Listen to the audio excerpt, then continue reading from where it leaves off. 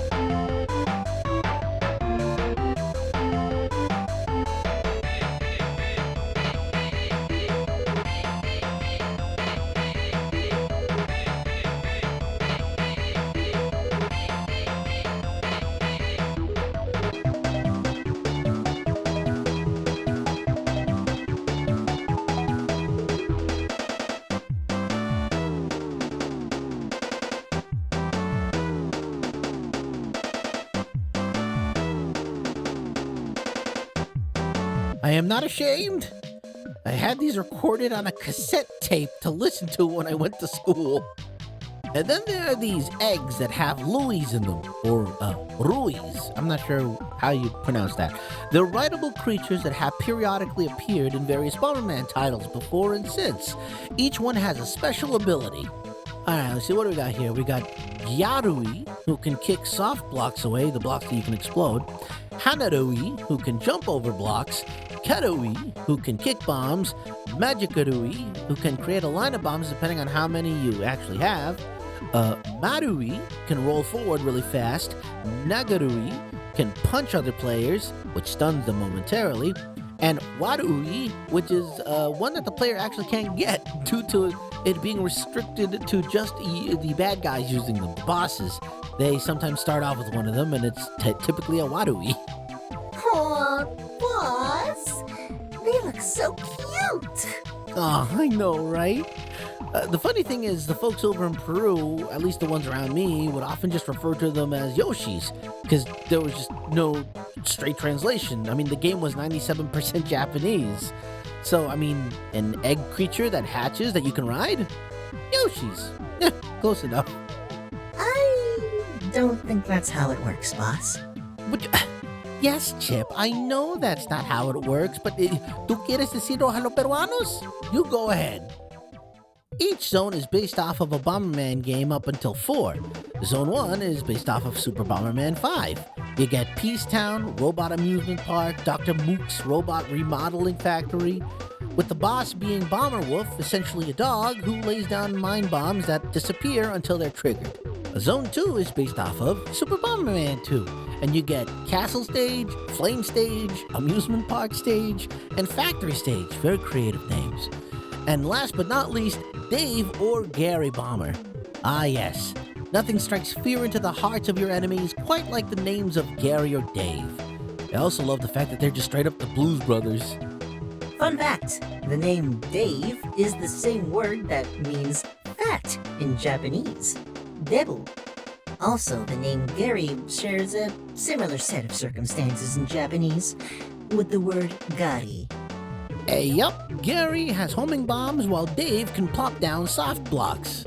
Zone 3 is based off of Super Bomberman 3, and you get Planet Timber Tree, Planet Fire, Planet Ocean, Pyramid, Winterland, Battleship, and then you get the boss of the zone, Pirate Bomber, accompanied by Subordinate Bomber. Wow, what a name. Zone 4 is based off of Super Bomberman 4, and you get Primeval Era, Edo Era, Modern Era, Super Future, and at this point you'll either get Iron Mask Bomber, Baron Bombano, or Plunder Bomber. Iron Mask Bomber can summon baddies using a lightning ability. Baron Bombano is able to create Skull and Geta items that either poison you for a negative effect or slow you down by 1, respectively.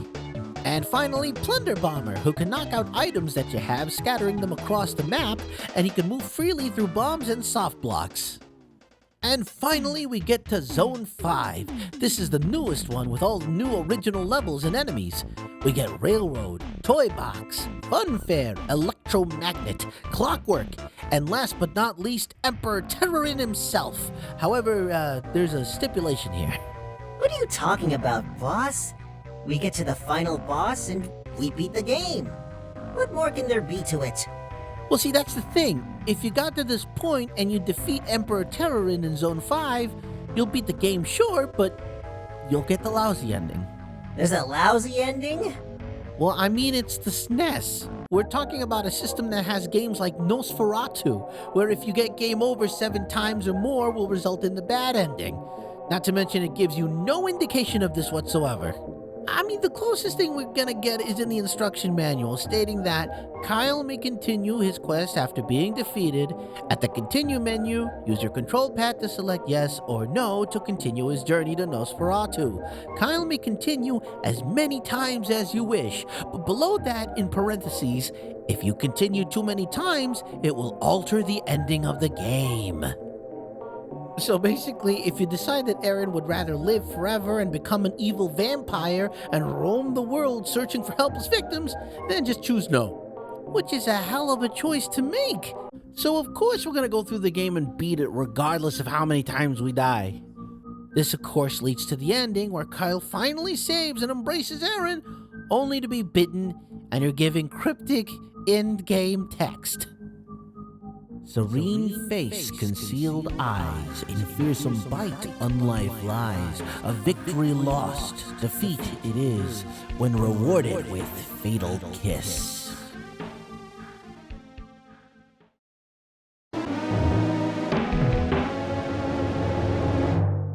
Truly, utter garbage.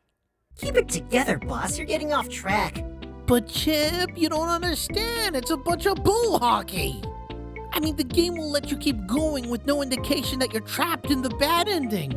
Well, okay, there are some indications, but come on, man. How am I supposed to gather that after 7 times, specifically 7 times, Erin suddenly will have fangs and look more menacing in her game over picture? Wasn't that taken before this happened? Why did the picture change after she got kidnapped if that picture was taken before? Oh, man. Wait, how did we get here? Retro console cryptidness, my good lad. Retro console cryptidness. I don't suppose even the instructional manual would help in this case, huh? I don't even know for sure. It's all in Japanese. In the case of Super Bomberman 5, you'll have to navigate portals at the end of each stage in order to get to where you need to go. However, the trouble is these portals have no labels. There's no way to know where a portal goes. The only indicator you get is portals that lead to worlds that you've been to already. They'll turn blue. That's it. And that's all you get. Which makes things difficult because there are 3 versions of the final boss. They're labeled as I, J1, and J2. Boss versions J1 and J2 are the ones that lead to the bad ending. Ironically enough, they're the easiest to get to without much thought. J1 and J2 consist only the first 2 forms of Emperor Terrorin. Fighting him at I results in having to fight all 3 forms instead. Let's see, the forms consist of the Jiriringer, the Bell Roller, and the Emperor himself. The Jiriringer is an oversized alarm clock that periodically hurls multiple bombs at once in slow intervals. The Bell Roller does just that. It rolls and squishes you if you're not careful, and the Emperor simply lays down bombs while running around at full speed. Every so often, he performs an area attack that kills you or detonates a bomb that leads to killing you. In order to get to the final boss labeled I to get that true ending, you'll have to get there in a specific way, because in order to get there, you'll have to have planned your journey from the very beginning. Thanks to this handy-dandy map I found on r/Bomberman from 2 years ago, someone found a map that seems to be from some official literature of Bomberman, probably an instruction guide or something like that. This reveals that each zone has portals pointing in a certain direction. Some go back and forth, while others lock you into a specific region up until you hit that final boss. In order to get to the final true boss, you have to make sure that you get from Zone 1 to Zone 4 until you get to the specific boss labeled F. That'll be Iron Mass Bomber. Only then will you be able to do battle with Emperor Terrorin in his true form. If you end up going to deal with bosses G and H, Baron Bombano or Plunder Bomber respectively, you'll be locked into fighting the other 2 versions that lead to the bad ending of the final boss. Holy crap, boss. How long did you spend on formulating all that? A lot longer than I care to admit, Chip. You know, this was supposed to be a YouTube short once. A long time ago. Alright, so what is the difference between the good and the bad ending? For the bad ending, basically the fiendish bombers all somehow getting away, even though you specifically blow each one of them up, and Bomberman going back to Bomber Planet, and he then watches the sped up version of the credits, complete with a wonky little version of the end credit music. It all ends with a crooked end screen and an official parchment that probably laments that I only got a certain percentage cleared of the game. You can beat the game without getting 100%, thankfully enough, though. Well, that's good. At least you only have to worry about beating it 100% if you go that route. Right? Right? Right? Well, in this particular case of Super Bomberman 5, not only can you beat the game to 100% completion, but you're able to beat it at 200% completion.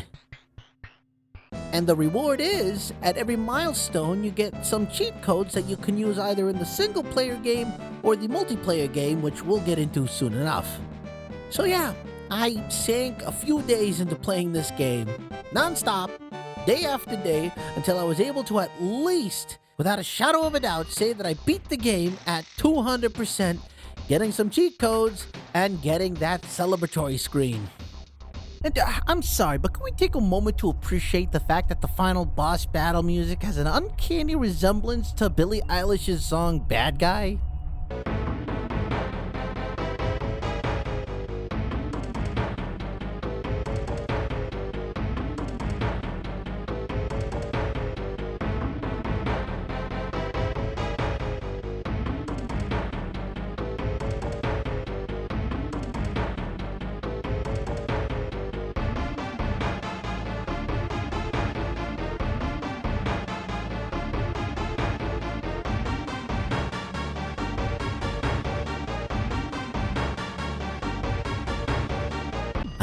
Which brings me to the multiplayer part of the game.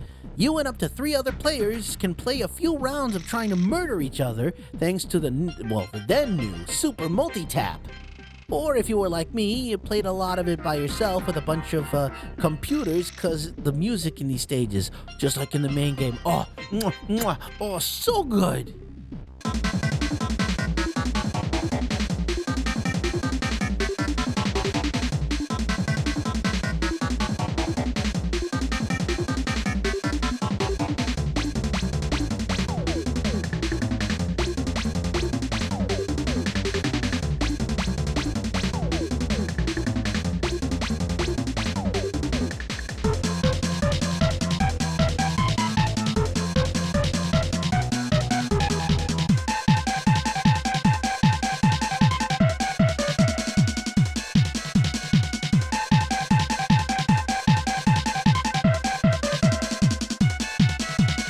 Man, seriously, next to Super Mario RPG, this game has some of my most favorite video game tracks. And that, my friends, is Super Bomberman 5, a Japan exclusive that came out only for the Super Famicom, and that I purely by chance and circumstance discovered it in my youth, and which has really quickly become my top SNES game, if it came for the SNES. Wow, boss. This ended up being a lot more involved than you were planning, huh? Oh, I mean, yeah, like I mentioned before, this was supposed to be a short video. But when I faced the fact that I had to use a dang map in order to navigate things to get a proper ending, oh, I knew. I just knew. I had to make this a proper video. Well, at least you can say that you did it. Not a lot of people can say they cleared a 27-year-old game with a full 200%. Oh, well, thanks, Chip. Kind of feel proud of that accomplishment, to be honest. Thank you so much for watching this video here. This one was a bit of a roller coaster ride to try to finish, mostly because there was a dang fire in my house. Seriously though, talking out of character, so to speak, after recording the footage from Nosferatu, a fire broke out in my house, and while everything survived, my family, the pets, and everything, and the fire ended up not destroying anything. It was the water. I think the water heater kind of exploded. It didn't explode. I think it caught fire. And unfortunately, the sprinkler, thankfully, eventually started after I went in and put out the fire. I had to do that. I don't know why I did that, but I did. And the sprinkler was on for like 4 or 5 hours. Firefighters came in and doused everything to make sure 100% that there was nothing, in fact, on fire anymore.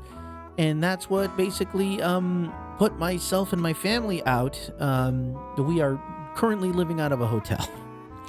And I only was just able to salvage my gear, my stuff, my computer, my microphones, my setup. Thankfully, other than smelling of smoke, it seems to be working. Everything seems to be fine. My little portable laptop, unfortunately, did not survive. They plopped.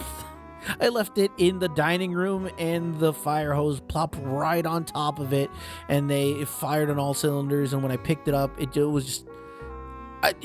Water just gushed out of the thing, and I knew it wasn't going to work anymore. Seriously, dude, I'm glad you made it out okay. Like, okay, I'm going off script here. Like, I'm so happy that you were fine with your mom and everything. Like, holy oh my god. For those that are watching this video, and when he gets to this part, he's not gonna expect this, but I know you're not expecting it, but like, yeah, genuinely, this man is like, he's so fucking cool. Yeah, support him, help him out through this trying time. Like, seriously. Yeah. You little bastard. I had this all planned out, and then this brilliant and awesome fella just comes in and derails me. I had a whole thing recorded, and now thanks, Kua, I really appreciate it. But yeah, thank you. I guess it's only appropriate for me to go off of script myself here too. Yeah, that's the video. Thank you so much for tuning in. Please support me by, spreading the word. I'm not looking to get rich. I just want to, see if I can make this a living, because I love doing this stuff. And now more than ever, it's kind of like it's decide time as to whether or not this is going to actually work or it's not. So, once we get an estimate from the insurance company, I'll probably see about open up a GoFundMe as well. Nothing too ridiculous, just to help us replace stuff if we can salvage the house. But anyway, enough of my sad story. Thank you so much for watching. Please be on the lookout for a new video. I'm going to be working on these like a madman. And as always, remember, Stay safe and keep on gaming.